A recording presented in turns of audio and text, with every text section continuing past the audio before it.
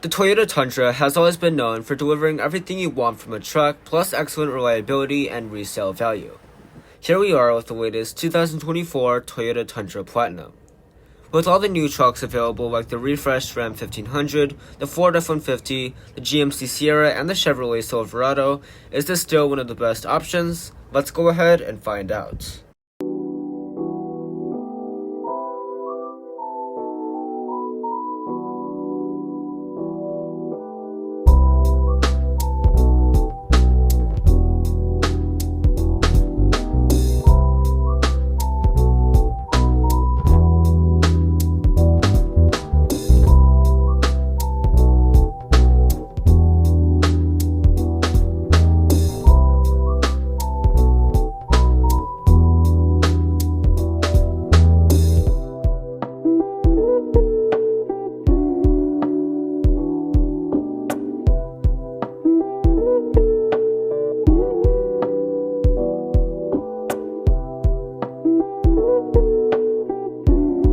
As always, let's start out with the pricing and trim level. The hybrid Tundra comes in 6 different trim levels. The Platinum is considered a very high trim level in Toyota's lineup, and for some cars like the Highlander and the Sienna, it is the most expensive one. But because the Tundra and the Sequoia are their premium cars, the Platinum trim level, at least for the Tundra, is the second to the cheapest. With 4-wheel drive and the package with the power running boards and the head-up display, this Tundra rings in at $72,505 US. Let's see what you get for the money. Let's start out with the exterior design. The Tundra Platinum wears a blacked out grille and you have Tundra stamped in the bottom of it. There are functional vents unlike the Sequoia, and the headlights will be fully LED. Taking a deeper dive, this Tundra has a very premium setup with the stacked LED headlamps, the LED daytime running lamps, the fog lights down below, and the dynamic turn signals. Moving to the wheels, the dark finish trend continues with these 20-inch split-spoke alloy wheels. These, in my opinion, look better with the darker finish compared to the other wheel options on the Tundra. Moving to the side profile, you will find more of that black chrome trim surrounding the windows and a black molding down below with Platinum branding. Power running boards are an option on the Platinum, and as far as the mirrors go, these will be fully loaded with heating, blind spot monitoring, auto dimming, and power folding. And moving around to the back, you will find a power source down here, a trailer hitch, and to go along with the power running boards, a power bed step when you open up the gates. As far as the taillights are concerned, these will be fully LED with a split top brake light. There's an LED brake light, an LED reverse light down at the bottom, and a dynamic turn signal. But let's take a look at the interior and see what this Platinum trim level is all about. Like I mentioned earlier, we have the Tundra Platinum, so it's going to be a little bit more upscale than a normal Tundra. Starting out with the door panel, you'll find blue stitching, whether on the upper part so that you can rest your arm, whether on the armrest, all of your switchgear, 2-person memory seats, storage up here, and more storage down below. You do have power running boards, and your seats will be made of real leather. These are heated and ventilated and 14-way power adjusting. Part of those 14 ways is the 2-way thigh extension. Getting in is relatively easy with the running board. If you don't have the running boards, it's going to be pretty difficult. The steering wheel is going to be nicely leather wrapped and heated. Also, the horn button is giant. The gauge cluster is also giant, but only the left part is customizable. I wish that they would let us customize more of the gauge cluster so that we could take advantage of this giant screen. There's also a head-up display up top. Taking a look at materials, you'll find soft touch plastic on the upper dash with some plastic over here. This really strange trim, I don't know what it is. You'll find some leather through here, more of that blue stitching, and some of that strange trim. I really can't identify what this is, so if you guys know, please let me know in the comments. There's also some gloss black around here, and if you lift this up, you'll find 2 cup holders. Now let's take a look at storage, because this is pretty wild in this truck.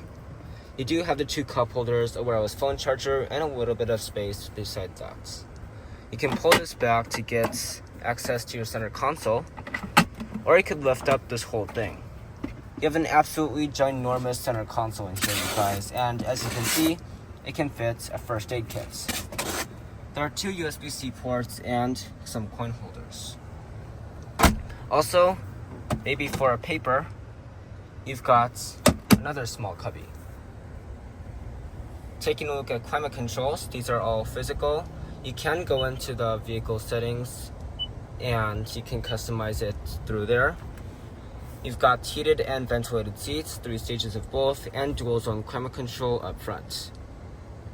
Of course, these are all very chunky because they think that you're going to have work gloves on, so you don't have to take them off to adjust the volume or the climate, whatever you need to do. You do have 3 fake switches right here, brake hold, and your electronic parking brake. Now it's time to address the elephant in the room, quite literally this 14-inch touchscreen. Now because everything is so supersized, it's kind of hard to miss what you're going for. You've got navigation once you set it up. You've got all of your settings right here, your history. You can go and look at anything that you need. Now it's time to address the elephant in the room, quite literally this 14-inch touchscreen. This is extremely responsive, and because everything is so supersized, it's kind of hard to miss what you're going for right here. This actually works with gloves on, so even if I have a glove on, I can still push everything on this touchscreen and it will work just fine. You can of course turn off the beeping if that annoys you. And you do have navigation, wireless Apple CarPlay, and Android Auto. When you go into reverse, you'll find this very large 360-degree backup camera. You do have active trajectory, and the parking sensors are pretty mad that my tripod is there. This is very necessary for a giant truck like this with a terrible turning radius. You have plenty of views. You can look at the wheels, the back wheels, you even have a bed camera to monitor what's going on back there. Also, when you put it into drive, you have an automatic camera that pulls up, and you can see all the different views as well. Up top, you'll find a digital rear view mirror, a sunglasses holder, and if you pull this, you'll find a large panoramic sunroof up top. But it doesn't stop there. You see this button that says push open? Well, look at the back window. Pretty cool, right? And since I pushed it to go open, I'm just gonna pull it to close it up. But now it's time to check out the passenger side and see what kind of features you get over here. The door panel will be the same with a lot of storage at the bottom and some nice materials at the top. The seats will also be the same, except you only get 12 ways of adjusting instead of 14 like on the driver's side. These will be heated and ventilated. Inside the cabin, you'll find this smoked out trim with platinum branding toward the right, a lot of leather below that, and when you open up the glove box, you'll find an enormous amount of space. In fact, there are 2 shelves to maximize the versatility. Full-size pickup trucks are known to have these large back seats, so let's see what the Tundra will bring you. So let's check it out in the Tundra. On the door panel, you'll find some really nice materials. In fact, you also get a larger armrest at the top to rest your arm. There's leather on the other armrest and a lot of storage down below. The power running boards will make it very easy to step inside the cabin. And these seats will be super comfortable with plenty of padding, and they'll be heated and ventilated. There's blue stitching and blue accents in the perforation. But there is no underfloor storage because the hybrid battery is resting under there. Now let's take a look at all of the amenities you get back here. There's about 41 inches of legroom, so that is plenty for anybody. Also, there's a large seat back pocket on both sides.